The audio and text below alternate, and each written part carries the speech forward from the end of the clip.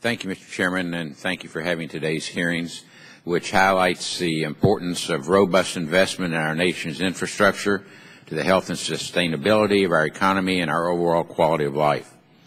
I share the concerns expressed by several of the witnesses here this morning on the need to renew the federal commitment to modernize our nation's inland waterway system. The inland waterway system is critical for the efficient and economically viable movement of bulk commodities such as coal mined in my home state of West Virginia to the market.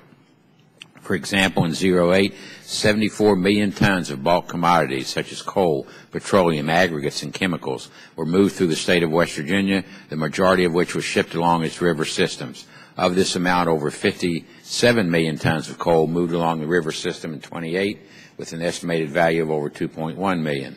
Unscheduled delays and inefficiencies in moving cargo along the inland system only serve to increase the cost of goods and services that either move on the inland system or increase the cost to industry and companies that rely on these goods and services.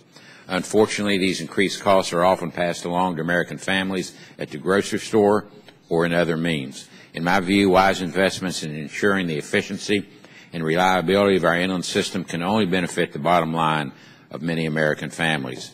Similarly, prudent investments in our nation's infrastructure in general make these wise economic sense. The nation's system of roads, bridges, and water-related infrastructure, including the inland waterway system, are needs that even Americans of vastly different political leanings agree deserve greater federal investment, not less. After all, the jobs created by such investment are not Republican jobs or Democratic jobs. They are American jobs and benefit the nation as a whole. Over the past year, I've often expressed concern about the impacts of the proposed cuts to vital transportation and infrastructure spending programs advocated by the Republican leadership. In my view, these cuts are penny-wise and pound-foolish in terms of impacts to American families and our overall quality of life.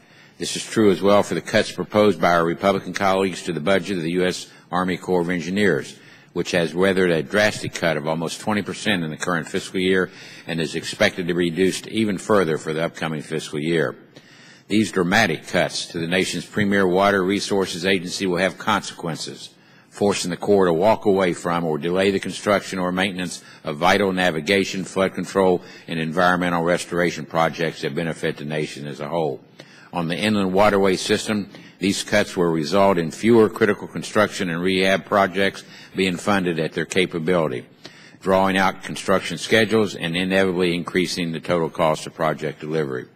This is unsustainable and, in my view, the wrong way to go. I look forward to continued debate on the issue here today.